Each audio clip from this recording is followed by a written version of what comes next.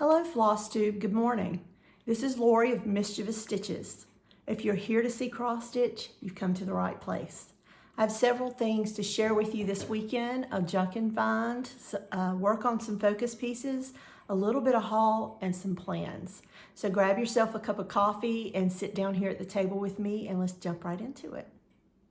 So the past few weeks I have focused pretty heavily on on a piece. It is a sampler story by Brenda of a sampler company. And my goal has been to try to complete 2 blocks each week. As you can see, I got nothing done this week. I did receive some haul in last weekend on Saturday, and one of those pieces was JBW Designs Green Gables. I shared with everyone that I, as a young girl in my early teens, I read all of the Anne of Green Gables series and absolutely loved it. And to this day, there's still scenes in the book that I still think back on. I want to share with you the piece, and here it is, Green Gables.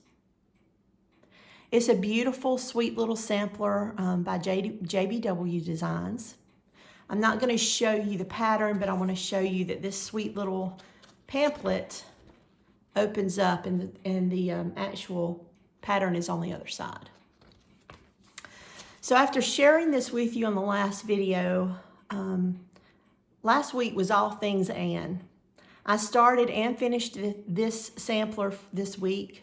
I also ordered a new copy. I have my old copies, but they were in paperback, and I looked inside. I think that they were printed in 1992, and that is the pieces that I currently have. And like I said, they're paperback. So I went on to Amazon, and of course you can find most anything on Amazon, and I ordered a hardback copy, a newer release of Anne of Green Gables.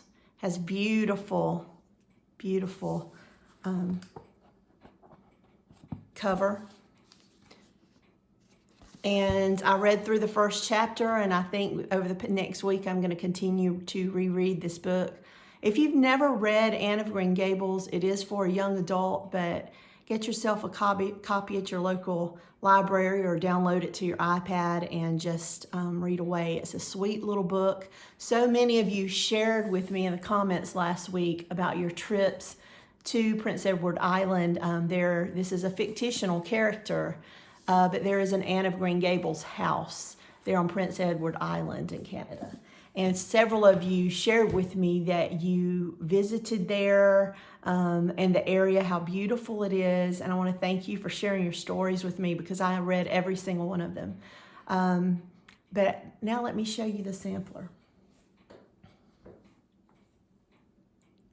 So as you can see, it has the schoolhouse and Green Gables. It has the alphabet, and it's a very simple color palette. Let me look again. I think it's less than 10 colors. 2, 4, 6, 8, actually exactly 10 colors. The house is actually completely stitched with DMC 600, which is a very dark, rich pink, hot pink. I wouldn't say hot pink, but it's a deep, dark pink. You may not necessarily notice it here, but I did have a problem at first thinking of stitching this piece with that pink. And I pulled out some different reds. I couldn't find anything that I really liked. And I say that because I was concerned if I used the red that it would become Christmassy. And I didn't want that. So I opted to go with the designer's suggestion. And I did use the 600 pink, which is a dark pink. And it's beautiful. But it's about a young girl. It's Anne of Green Gables. Pre-teen to teen years. The pinks just suit her. And so I had made a bag. I was going to order some of the Anne of Green Gables fabrics, and a lot of you commented that they were a new release from Riley Blake. I did find them on Missouri Star Quilt Company as well as Fat Quarter Shop. I'm sure they're in other places as well. Those are ones I just kind of took a look at the price.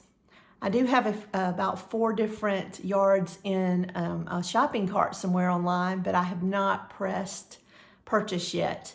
I've already finished the piece. So I had made this bag last weekend, and for a whole week Anne was housed away in this bag with Pioneer Woman fabrics. But it was the perfect bag for Anne. So thank all of you for your kind words about that one. Again, for sharing your stories with me. I enjoyed every one of them.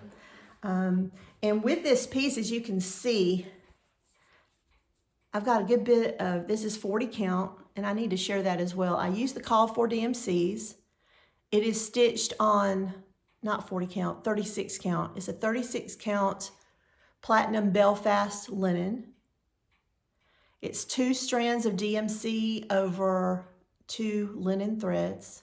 And I've got a good bit at the bottom. And I don't know about all of you, but I just have a problem throwing away, snipping off and throwing away those pieces of fabric. What I generally do, I keep at least a 3-inch border, 2 to 3 inch border on my pieces as I stitch them.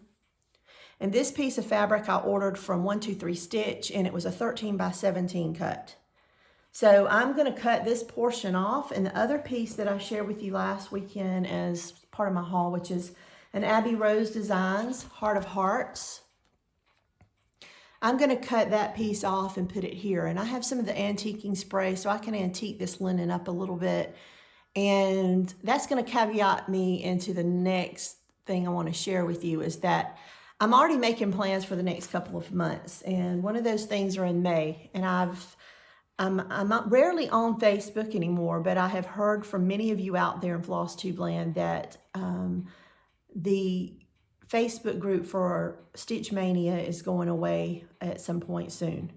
So what I have planned to do is just what I did last year. In May, I did what I called a little mania.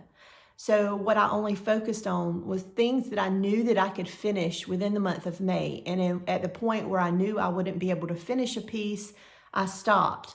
So that way I had no additional whips, but I had finishes. So since that time last year, what I have been doing is anytime I have little leftover pieces of fabric like that off of Anne's, I would cut this off, and I've been kitting up with linen, sometimes threads, but mainly linen, and the pieces, a few pieces that I can do in May of this year. And since Stitch Mania is going away, instead of calling it a little mania, I may call it a little May. I'm just going to stitch what I love. And over this past year, I've been kitting up little pieces, ornaments, pin pillows, things that I knew that I could finish, and I want to share a few of them with you. So hold on just a second. So I'm just going to grab a few off the top here.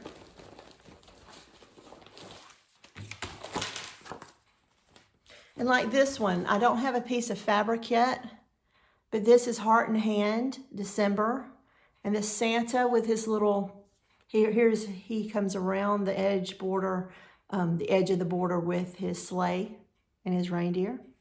I don't have the fabric with that one yet. And I know a lot of you will recognize this one. Well, this bag's not wanting to come open. There it goes. Now, these bags were what I used to use for many years, all through the 90s and the early 2000s. Our local cross-stitch shop sold these, and I kitted up so many pieces in these. And so I have a lot of the smaller ones. Now, I went back and ordered some more on Amazon, and I'll link these below, the ones that I purchased. I got, I don't know whether it was 6, maybe 8 of them.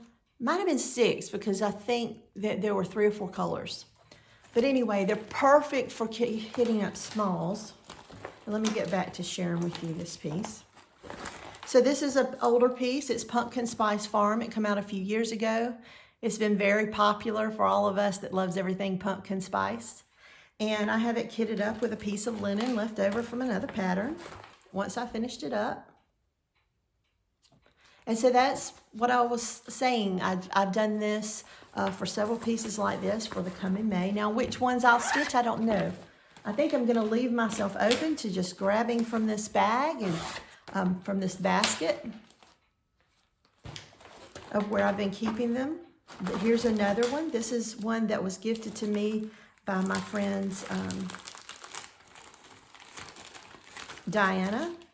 This is Little House Needleworks, and it is hot cocoa. I've done one other of her little Christmas ornament designs, and I love it. I love her Diane's use of color. But I've got this one kitted up with the threads. I just need a piece of fabric. And this one's just as cute as can be. This is the Scarlet House. Now this is another one. I've stuck it in this bag. I don't have any fabric. But this is Button-Eyed Cat.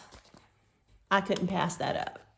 This reminded me of all the cardstock Halloween decorations that my mom would hang on the doors and windows when I was a child, or they were scattered around my schoolroom at school. I do look forward to doing this one, but this one is pretty much a full coverage, so you could use an even weave on this one. Something wide, it wouldn't matter, because you're going to be covering the whole thing. Here's another little house. Guess what? No fabric in this one either. So the ones I grabbed, I didn't have fabric with. This is Poinsettia House. Years ago, I bought this one because I saw Vanna, the Twisted Stitcher. She had stitched a few Christmas ornaments, one for each of her daughters, using this piece right here in an oval shape, and it was beautiful. But I really like this one. I'll share maybe a couple more just so you get the idea, and then I'll move on. This is, and I do have the fabric with this one. This is Threadwork Primitives, Quaker Bird Pinwheel. I'm going to get rid of this bag. Oop, oop, excuse me. Okay. I love this one. I can't wait to pull the threads. This is Quaker Bird Pinwheel again by Threadwork Primitives. This is the fabric I chose. It's a 32 count Confederate gray. But look at that. Isn't that beautiful? I've never stitched anything like this, and I wanted to, and it kind of show you the edges of it here on the back. And I wanted to, since this year has been about finishing prior finishes for me and finishing whips, I really wanted to do this one so I could learn a new type of finishing.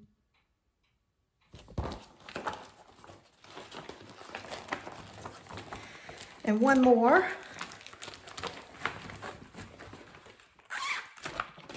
I'll have to clean up the basket when I'm done. Actually, I'm going to show you two more because I actually have just two more on the table here. And here's another. This is Threadwork Primitives American Eagle. I really like this one. I don't think I've seen this one stitched up. This one may be a definite for May just because, you know, Memorial Day. Summer's all about the red, white, and blue. Celebrating America. Summer, barbecues, visits to the swimming in the lake. But here's another cut-off piece from another project, and that's what I'll stitch it on. I don't know what kind of fabric this is. I'm pretty sure it's 40 count. And one more, my favorite designer.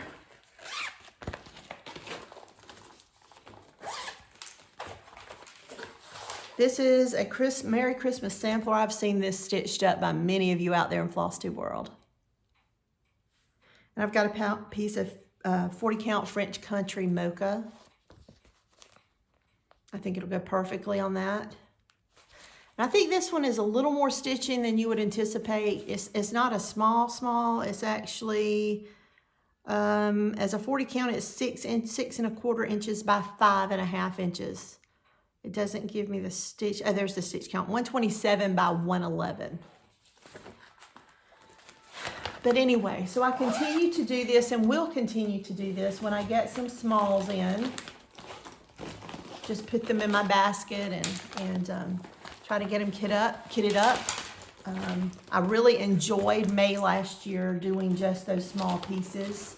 It brought me joy. I think I worked on mainly, what is the name of the, anyway, a lot of the wooden sleighs done on the perforated paper. That's mainly what I stitched on last year. I did do a couple of other things, a couple of, I think 1 or 2 whips that I had. The piece that I recently finished into a cinch bag, which was a, everything escapes me when I start doing these videos. But I did, it was a tomato pincushion piece that I finished into a bag a few videos ago. It was one of the ones from last May. So I really do enjoy it, and I look forward to May. So last night, after finishing Anne of Green Gables, I picked this piece back up, and this is In My Father's House by the Bay Needlearts. And my goal this week for this one was to get another tree completed, which I did, and I made a good start on the 4th tree. But if you take a look, can you see where I snagged everything out? I had a counting error up here in the M, and the M is over 1 stitch too far on one of its legs. So the leg should have come straight down from the stitch above it, and I went over 1. And so it threw the top wording off. So it's going to be easy for me to make up that stitch as I'm stitching the wording, the verse at the top. But it threw things off because I counted from it to start the tree. Thank goodness I realized my mistake before I completed the whole thing. But that tree is very unique. It's one of my favorite trees in the piece. And those trees repeat on both sides.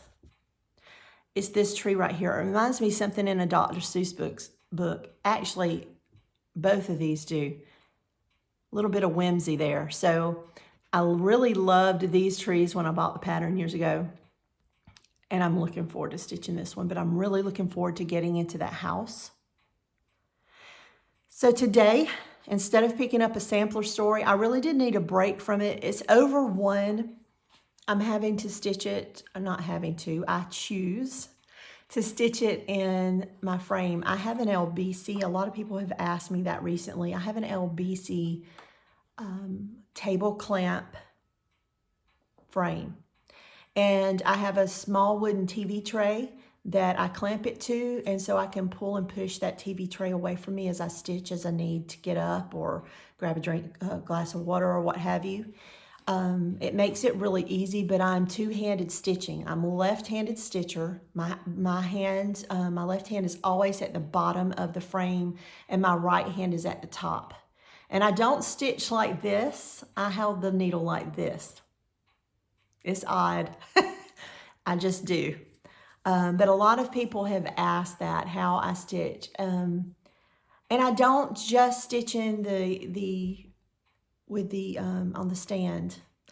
I also, when I picked this piece back up, this one here, I had actually picked it up and had been stitching it in a Q-snap. It was stretched out on a Q-snap, and I just wasn't enjoying stitching that way. So yesterday when I pulled it back out, I pulled it off of the Q-snap, and I have been stitching in hand. And it all really just depends on your personal preference. Don't box yourself into one way or another. Experience with them all. And I say that because this is a 36 count fabric, and I was having problems stitching my sampler story over one because, in hand, because it's over 1. And also putting it in a frame like that stretches the fabric somewhat, opens up those holes and makes it easier to see them and to stitch. Now this is a closely woven fabric. It's, like I said, 36. This is, I think it's Lakeside Linen Pecan Butter. And last night I started stitching in hand and had no problem at all. Now the tallest tree, I want you to take a look at my stitches if you can. The tallest tree is actually stitched in the Q-snap, and that short full coverage tree to the right of it is actually stitched in hand, and you can't tell the difference. Some people you can, and I will say if I wasn't stitching with one strand with it, because this is one strand over 2 linen threads with the call for DMC. If I was stitching with 2 threads, I wouldn't have done this. My personal preference is I don't like the way my stitches lay across the fabric when I'm stitching with 2 strands of thread if I'm stitching in hand. This one is 1 strand over 2 linen threads. Sorry, my hair, it gets everywhere. But I stitched this one with 1 strand over 2 linen threads, and you can't tell the difference between what is stitched in the frame, on the Q-stab I mean, and what is stitched in hand, especially after you iron it. And that's another thing. I got a lot of questions about my pieces and how they're so crisp. I iron them before every video. I did that when I first started doing floss tubes, and I got away with it. I got away from it. I started just sharing them with you as I had them when I got ready to do a video. I have found that ironing my pieces once a week is wonderful. It helps me with my stitching of it. And two, when I'm done with it, I don't have those hand crunched in wrinkles everywhere. But I iron them every morning before I do a floss tube video. So it's not that I'm such a neat stitcher, it's just that they're ironed. This one was pretty jumbled up after a few hours of stitching in hand, because the warmth from your hand is just like an iron in my mind. So that's that one. Now tonight, I'm gonna continue to work on that piece. I'm not gonna pick up a sampler story right now because, as I said, I'm a little burnt out on it. Focus on it a little too heavy. I know me, if I don't take a step back, then I'll walk away from it again. I don't want to do that. I want it finished. So I'm going to continue to work on In My Father's House. And I was so happy yesterday to see MelyEllyStitches' newest video, and where she says she's jumping in to stitch along with me and Rhonda of Stitching by the Pond on Instagram. I'll link them both below. If any of the rest of you want to jump in, if you have this pattern, once again, it's In My Father's House by the Bay Needlearts, and you want to stitch along, feel free to do so.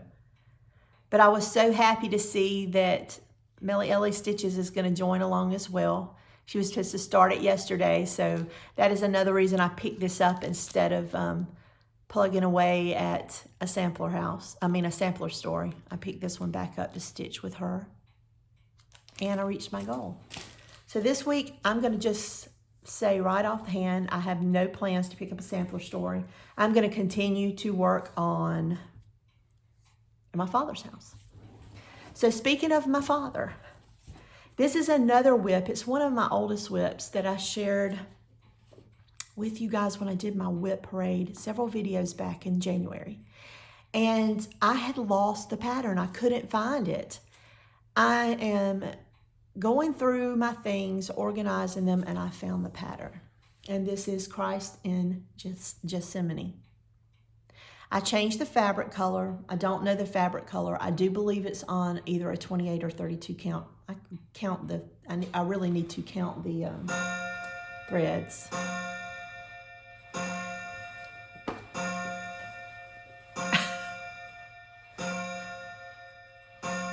Here he is. And I'm going to hold the pattern up against him so you can see the difference. Now, so the pattern is stitched in black on a black linen.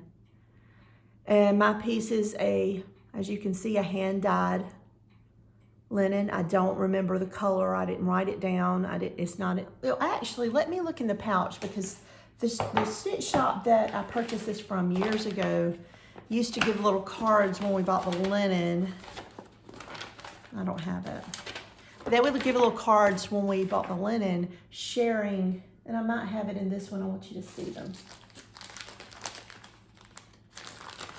Actually, I don't. It's upstairs. But little cards, and it would show the name of the piece that we purchased the fabric for, the type of fabric, the count of the fabric, the size of the fabric. And I love that. And I still have those pieces inside many things that I kitted up from that shop. It was called Counted Stitches. It was in North Augusta, South Carolina. It was there for many years. I made many friends there that I still have.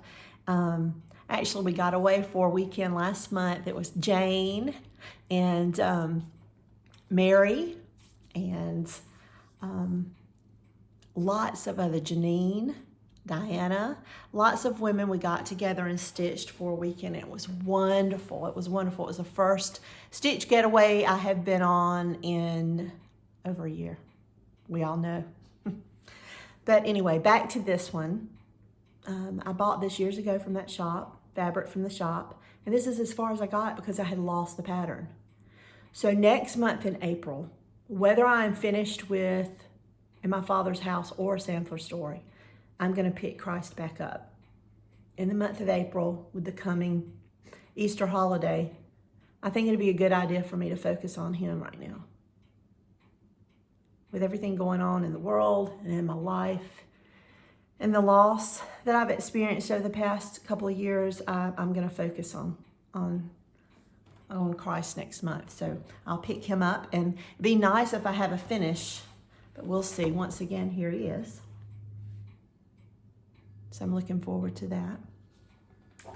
And speaking of that shop that I used to visit all the time, they recently, I was able to get this when the shop closed, and I've got a couple more, but when the shop was open, when I first found them, I don't even think I had my oldest daughter yet, Jordan. I want to say I had Jordan and not Chelsea. So Jordan was born in 94. So I think I found the shop in maybe 95, 96. And I used to do model stitches for them because young mom, not a lot of money to go around. And I could earn supplies or stitching money by stitching models for the shop. And this is one of them. And I recently saw, I think it was Abbey Stitch, correct me if I'm wrong, was stitching this one over the past few months, and this is Hillside Sampling's Quaker Diamond. And I remember this being the first time I had ever stitched with silks, and I loved them. But this piece is stitched with two different colors. There's a light beige. You would think it was the fabric, but it's not. A light beige silk, and then the dark black silk. And this one hung on the shop wall for many years. And so when the shop closed, I was able to claim it. And there's a couple of others that I claimed over the summer, or this time last year, I think. They were getting rid of a few others that they still had. And my friend Nancy, which is one of the shop owners, I was able to get those two pieces, and maybe I'll share them with you on one of my next videos. One last thing, let me share with you my junking finds. So last weekend, my husband and I went to our normal junking haunts, and he spotted this sewing box. I took a look at it and I liked it. I looked at the price tag and I thought, do I want it? Do I not want it? Do I not? And I have several sewing boxes. I don't need another sewing box. But when I find them, I don't like to buy one like I already have. So I have different types of sewing boxes. I just couldn't get it out of my mind. I thought about it all week. That and the fact that I watched Blue Ribbon Designs video last weekend and saw the finish of a pincushion into one of the zinc ball canning jarred lids. And I had seen them at my local junk shop too. So Friday, I had a longer lunch than normal. We were in town, and my husband was with me. He came and picked me up for lunch, and I said, let's run to the junk shop. He said, we were just there Saturday. There's something I want. So we go up there. It is still there. I was so worried. It's going to be gone. It's going to be gone. I should have got it. I go right in the door. I grab the lids. I go right for the sewing box. I ran past the owner, and she's familiar. She doesn't know our names, but she's familiar enough because we're in there about once every other week. She said, you knew exactly what you wanted this time. I said, I sure did. Let me share it with you. Isn't this beautiful? I absolutely love it.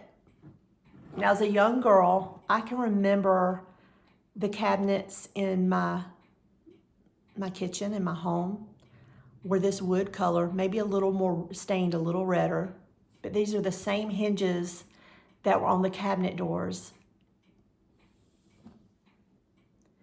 I think this is absolutely beautiful. I brought it home. I have some Murphy's oil soap. I got a hold to it with a damp rag, and years of just build up, just dust and dirt came right on off. And it had one spool on one of the hard styrofoam spools of thread, and of course I did ditch that one. I didn't keep it. It was pretty grubby. There's nothing else inside. Now it has some things inside now. But this is my haul. So I got the zinc ball canning jar lids, and at some point I said I was going to work primarily in my father's house, and I will, but I'm going to download the video because I believe I may be incorrect in case you go looking, but I'll link Blue Ribbon Designs Etsy shop below. I'm going to download the pincushion pattern. I think it's like $6-8. And I'll probably grab some scraps of fabric and get working on that and maybe have a finish next weekend. I bought two because I think that there's one pattern, but she gives you the option of doing a robin or a bluebird. And I didn't know if I'd want to do both. I'll probably do the robin first. We'll see. Don't hold me to it. So I did pick up this week. We were just in Walmart yesterday, and I just picked up a few more zippers. I think I've got 4 zippers, but I'm a pink girl. I usually buy things, I'll be drawn to things that are in pink and salmon, fall colors. But I'm a pink girl, so I picked up some pink zippers because I know I can use them. And then I got some haul. Now this haul come from Hollis Hands Creates, her Etsy shop, which I'll link below, out of Texas. And I know that she has a Flosstube as well, so I'll link that below with her shop name. But when this one come out, I just couldn't help myself. And this is another one that I am going to have to struggle with myself not to start. I do want to finish one of these, another whip, before I start something else, because like I said, I'm already going to do the pincushion, which should be an easy, quick finish within a week. But this one is really calling to me. So this is I Will Cling to the Old Rugged Cross, and it's part of Heartstring Samplery's Sunday Stitches. Now, as a Southern Baptist, I grew up singing these songs. I grew up listening to my mom make breakfast and dinner, standing at the stove, just singing away. My mom and I, we're singers, meaning we're not in a choir. I have no record deals, but I can sing. When I'm alone, I can sing. But I grew up listening to my mom sing these songs as a child, and when I saw this one, I had to have it. So this piece right here immediately brings memories of my childhood as a child in the kitchen with my mom. She's standing at the stove singing. And isn't that happiness? To me, a singing woman like that is just happy. She was happy. I also picked up the newest Prairie Schooler. I don't remember them releasing them this early in the year. Maybe they have been, and I just never really realized. But I just love this one. This one is so sweet with the woodland animals. So I'll probably, that's the raccoon, and it looks like a fox. Maybe it's a wolf. But to me, their colors should be reversed. So I'll probably do that. I think that that raccoon should be the color of that fox and vice versa. But I love that owl. And then what do you have there? A partridge? So very, very sweet little design. Now, I don't know when I'll get to this one. But after doing Anne of Green Gables and spying this one when I was searching out JBW Design samplers, I had to buy this one. So this is Antique Vases Sampler.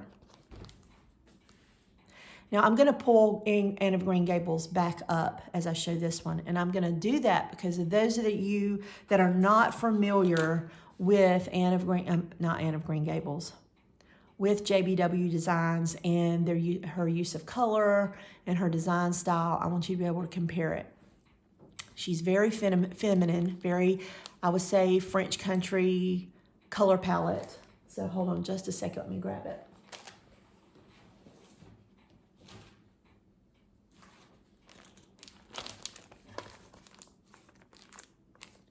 So I want you to see her design style. I don't think she gets enough credit. I see some of her things stitched, but not very often. It's usually the, like I shared last weekend, it was a pumpkin that was, that I had stitched. But I don't see many of her samplers stitched, or at least not here on Flosstube. So I wanted to give her a little spotlight. And I wanted you to see her style stitched on a piece. And here on the back, sorry, that light is sharing. It's very cloudy here today. We had some rain last night, and so I had to have a little light today. I don't know when I'll stitch it, but I do love this. And I just wanted to share it with you.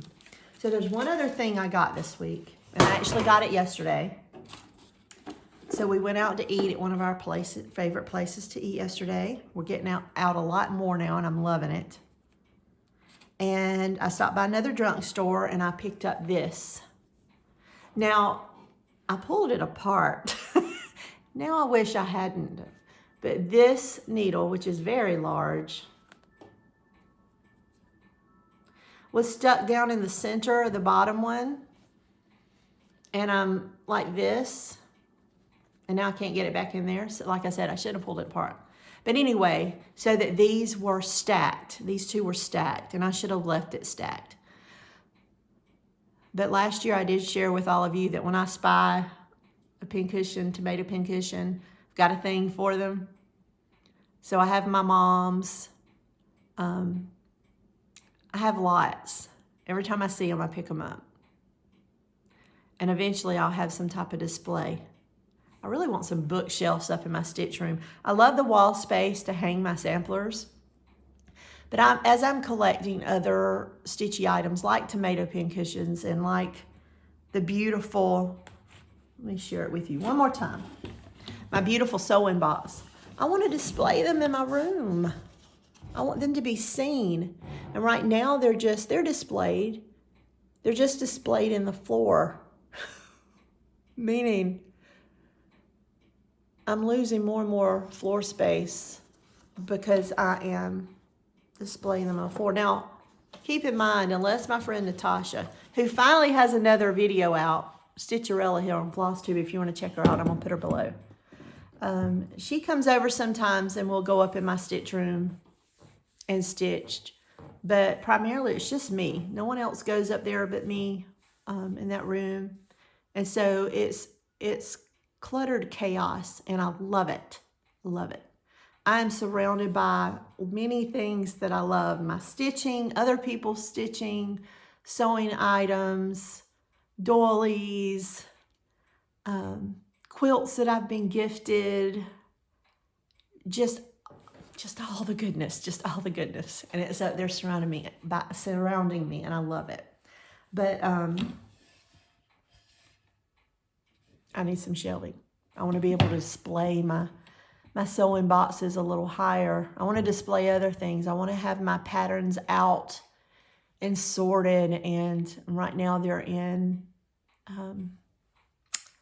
3-drawer plastic containers. I've got 3 of those, so 9 drawers that are full of just my patterns. I do have one bookcase, and it is full of bobbinated threads and books, cross-stitch books, and I've got a whole shelf full of magazines, and there's a basket section full of memorabilias because for a long time that's what I stitched, and I still love them, and I don't want to get rid of them, and they're still there.